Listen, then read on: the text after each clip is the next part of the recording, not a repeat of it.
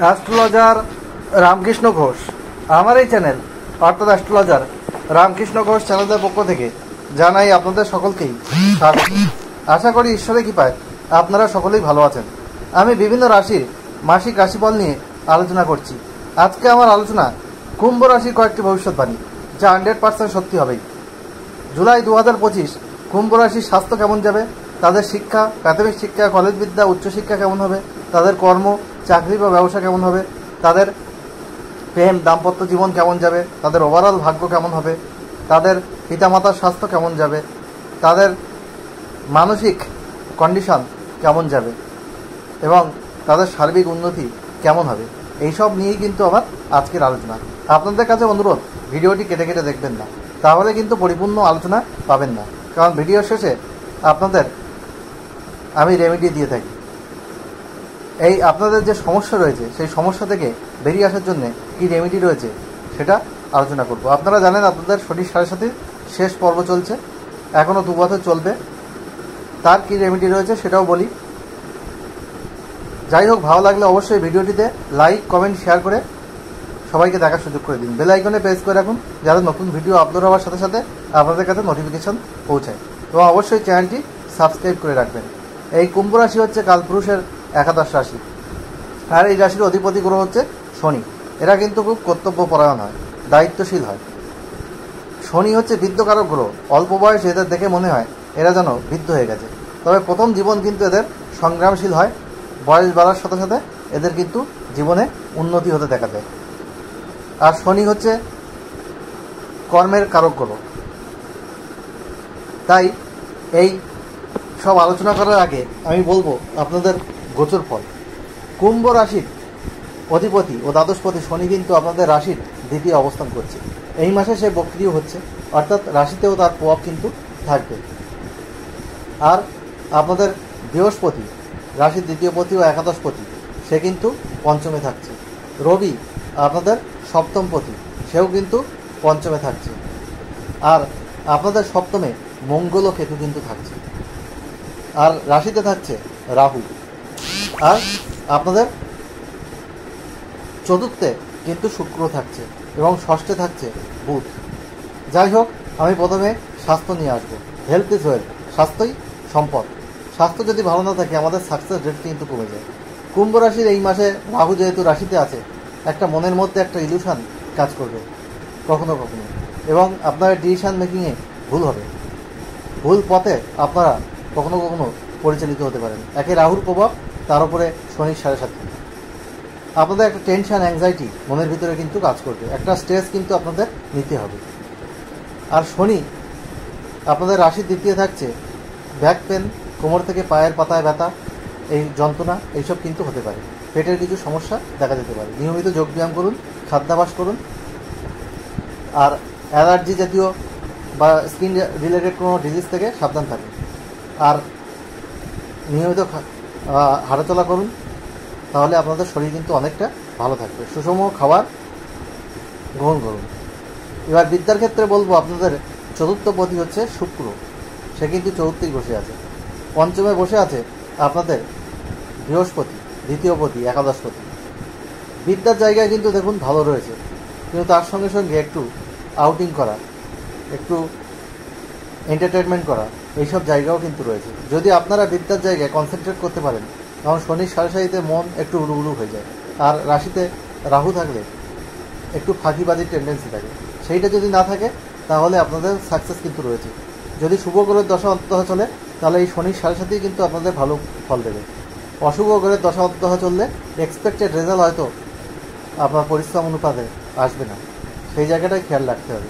তবে কলেজ বিদ্যা আপনাদের ভালো হবে, এবং আপনাদের নবমপতিও কিন্তু শুক্র, সে চতুর্থ রয়েছে। উচ্চশিক্ষার জায়গাও কিন্তু সফলতার জায়গা রয়েছে। যারা গবেষণামূলক কাজকর্মের সঙ্গে যুক্ত, তাদেরও কিন্তু উন্নতির জায়গা আমি দেখতে পাচ্ছি।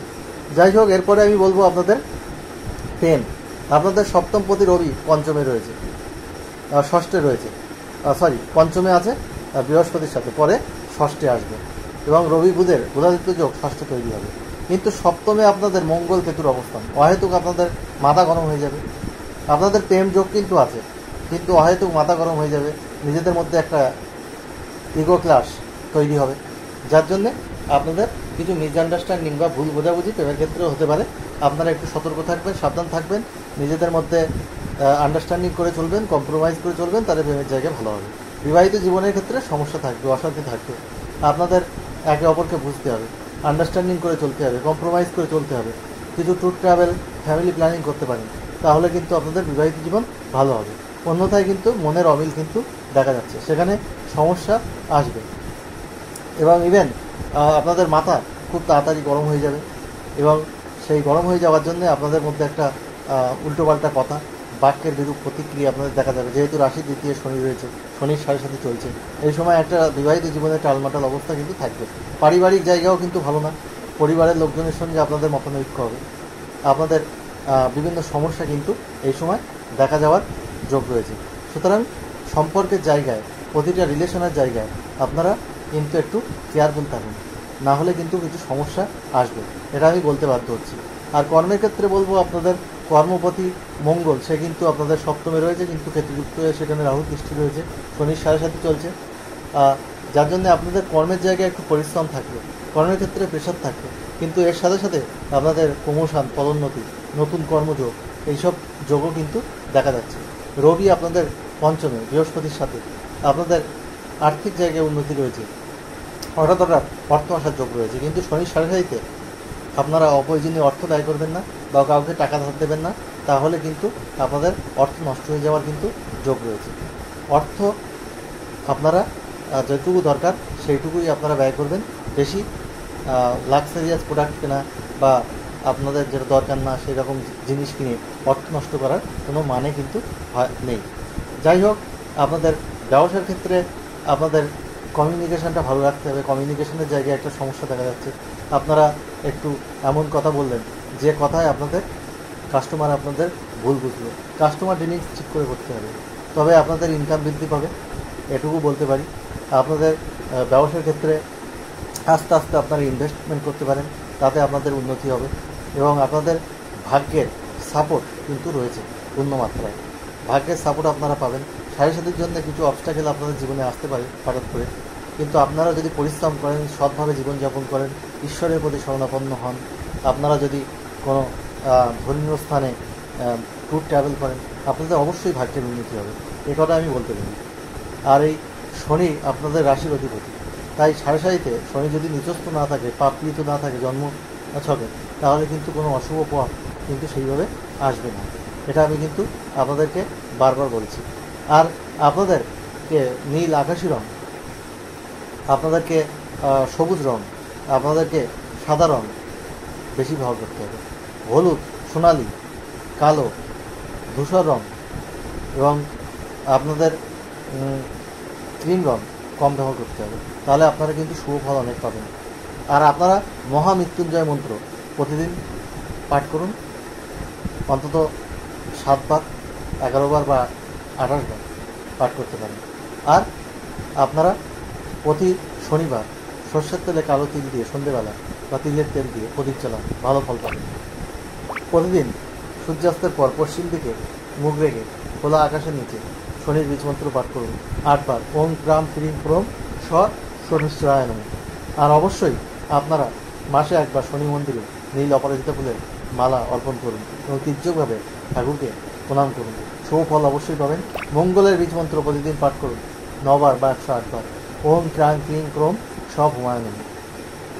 হনুমান চাল্লিশা প্রতি মঙ্গলবার পাঠ করুন, অবশ্যই শুভ ফল পাবেন। কুম্ভ রাশিতে আমি বলছি, শনি 7.5-এর মধ্যেও জুলাই 2025 আপনাদের ভালো যাবে, কোনো অসুবিধা নেই। আপনারা কনফিডেন্স রাখুন, মনের জোর রাখুন, এগিয়ে চলুন। আপনাদের যে দায়িত্ব, কোনো দায়িত্ব আপনারা পেন্ডিং রাখবেন না, যে কাজটা আপনাদের আছে সঙ্গে সঙ্গে সেটা করার চেষ্টা করুন। আর দায়িত্ব সহকারে যদি আপনারা কোনো কাজ কমপ্লিট করতে পারেন, ঈশ্বর কিন্তু আপনাদের প্রতি প্রসন্ন হবেন এবং আপনারা কিন্তু শুভ ফল অবশ্যই পাবেন। দেখুন, কুম্ভ রাশি জুলাই 2025 কিছু অবস্ট্যাকেল রয়েছে, আবার কিছু ভালো দিকও রয়েছে। কুম্ভ রাশির জুলাই 2025 সব দিক দিয়ে সুখ সমৃদ্ধি আনন্দে ভরে উঠুক, ঈশ্বরের কাছে এই প্রার্থনা করে আজ এখানে শেষ করছি। আবার খুব তাড়াতাড়ি নতুন আলোচনা নিয়ে আমি আপনাদের সামনে হাজির হব। আপনারা সবাই ভালো থাকুন, এটাই কাম্য। আর ভালো লাগলে অবশ্যই ভিডিওটি লাইক, কমেন্ট, শেয়ার করে সবাইকে দেখা সুযোগ করে দিন। বেল আইকনে প্রেস করে রাখুন যাতে নতুন ভিডিও আপলোড হওয়ার সাথে সাথে আপনাদের কাছে একটা নোটিফিকেশান পৌঁছায়, এবং চ্যানেলটি অবশ্যই সাবস্ক্রাইব করুন। আজ এখানেই শেষ করছি। আবার খুব তাড়াতাড়ি আমি নতুন আলোচনা নিয়ে আপনাদের সামনে হাজির হব। কথা দিলাম।